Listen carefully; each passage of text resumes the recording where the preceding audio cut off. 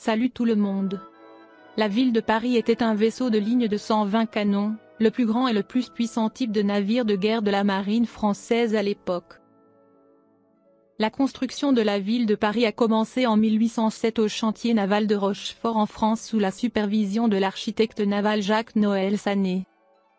Initialement nommé Marengo, la désignation du navire a changé plusieurs fois en raison des bouleversements politiques.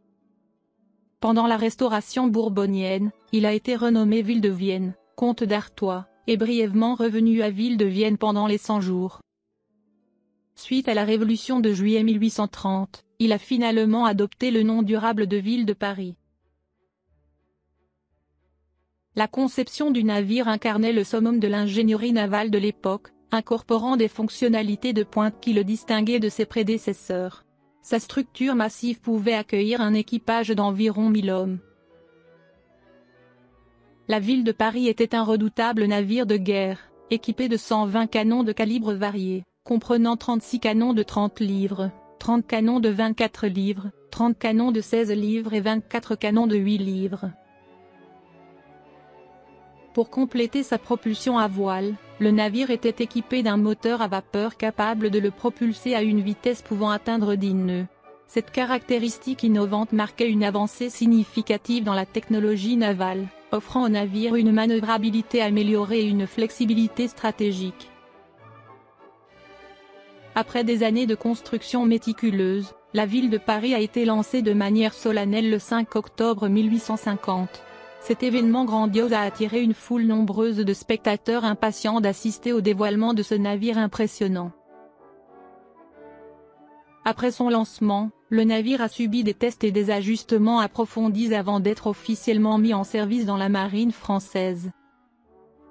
En 1851, sous le commandement du capitaine Charles Pénaud, il a entrepris son voyage inaugural vers Toulon, où il a assumé le rôle de navire amiral de l'escadre française.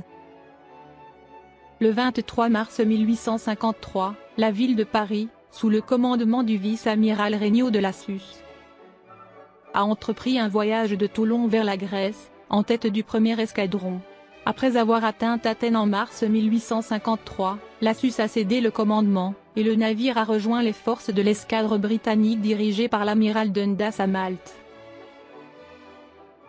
En juin 1853, la flotte alliée combinée, comprenant la ville de Paris, est arrivée à la baie de Bézique, stratégiquement positionnée près d'Istanbul. Le 15 juillet 1853, l'amiral Hamelin a assumé le commandement de l'escadre française, marquant un changement significatif dans le leadership et la stratégie.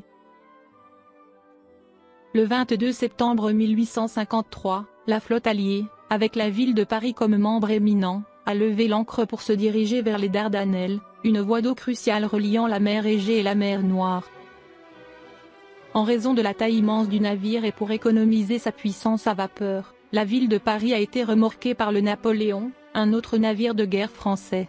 Pendant les opérations dans la mer de Marmara, les fonctions de remorquage ont été étendues à d'autres navires à vapeur, garantissant manœuvrabilité et efficacité. La présence de la ville de Paris, à la fois comme navire amiral et redoutable vaisseau de guerre, a inspiré un sentiment de force et de détermination parmi les forces alliées. En 1854, la ville de Paris a joué un rôle crucial dans la stratégie alliée en participant au blocus de la mer Noire, une manœuvre stratégique visant à perturber les mouvements et les approvisionnements navals russes. La présence imposante du navire et sa puissance de feu redoutable ont contribué de manière significative à l'efficacité du blocus. Simultanément, la ville de Paris a pris la responsabilité de protéger les lignes d'approvisionnement alliées, veillant à ce que les ressources essentielles parviennent aux forces alliées stationnées dans la région. En préservant ces voies de communication vitales, le navire a joué un rôle central dans le maintien des capacités opérationnelles des forces alliées. Le 6 janvier 1854, la ville de Paris est arrivée à Odessa, un port russe clé le long de la côte de la mer Noire. Le navire a reçu des prisonniers russes capturés par d'autres unités françaises, démontrant l'efficacité des opérations des forces alliées. Le 22 mars 1854, la ville de Paris a participé au bombardement d'Odessa, contribuant aux efforts alliés pour affaiblir les positions russes dans la région. Le bombardement, bien que bref, a marqué une étape significative dans le conflit croissant. Cependant, les forces alliées ont été confrontées à un défi redoutable sous la forme d'une épidémie de choléra qui a balayé la flotte à la fin de juillet 1854. La gravité de l'épidémie a conduit à la mise en quarantaine de la flotte le 11 août 1854. La ville de Paris n'a pas été épargnée par l'impact dévastateur de l'épidémie, perdant 140 membres d'équipage d'ici la fin du mois. Malgré les défis posés par l'épidémie de choléra, la ville de Paris a continué à être un atout crucial pour les forces alliées.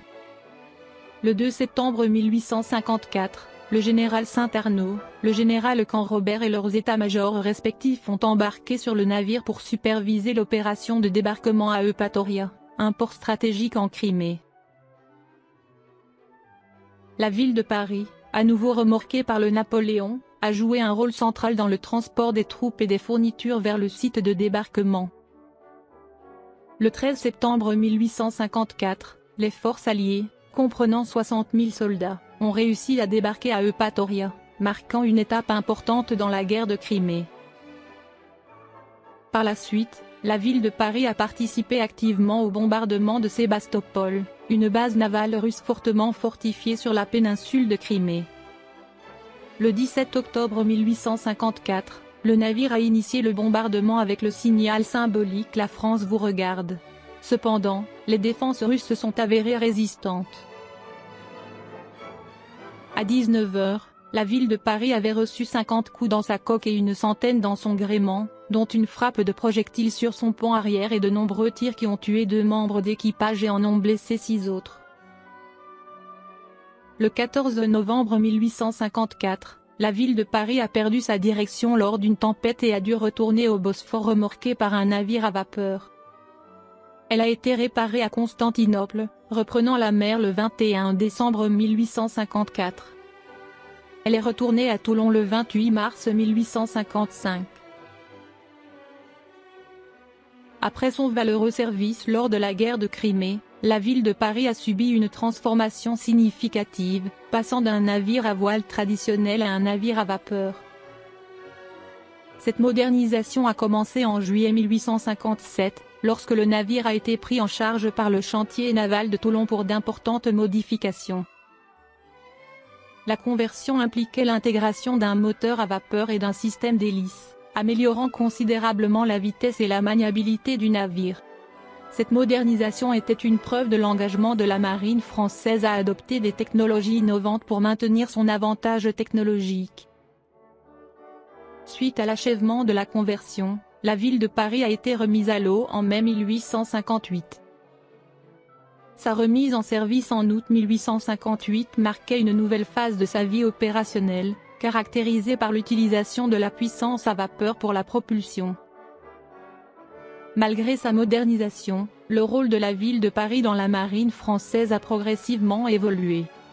En 1870, le navire a été converti en navire de transport de troupes, reflétant l'évolution de la nature de la guerre navale et l'importance croissante du transport de troupes.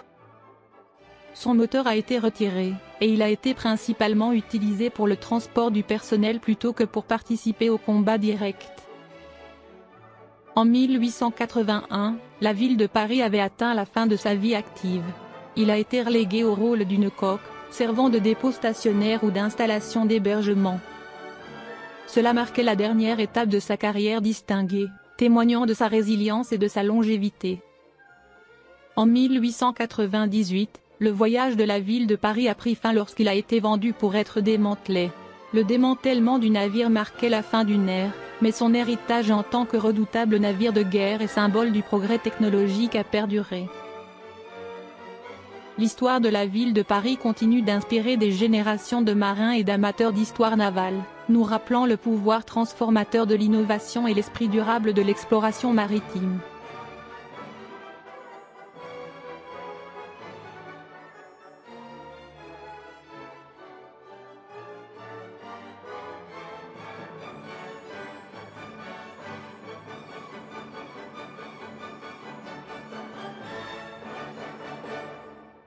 Merci d'avoir regardé.